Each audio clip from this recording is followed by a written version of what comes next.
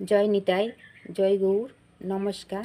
আজকে আমরা দীক্ষা কি, দীক্ষা গ্রহণ করা হয় কেন, এ বিষয়ে বর্ণনা করব। যে কার্য পাপ ক্ষয় করিয়া দিব্য জ্ঞান প্রকাশ করে তাহাই দীক্ষা। প্রকৃতপক্ষে দীক্ষার অর্থ বর্ণ বা শব্দ বিশেষ শ্রবণ করা নহে। বর্ণ বা বর্ণগুলি শব্দ ব্রহ্ম বা নাদ ব্রহ্ম বলিয়া পরিকীর্তিত আছে।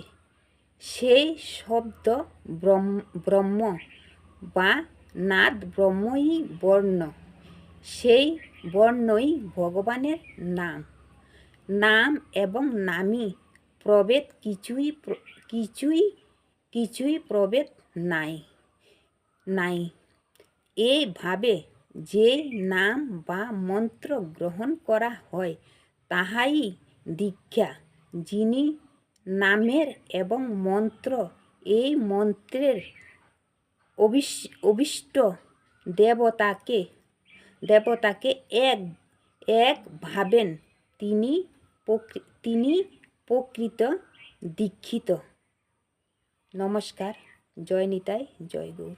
ভুল হলে আমাকে ক্ষমা করে দেবেন।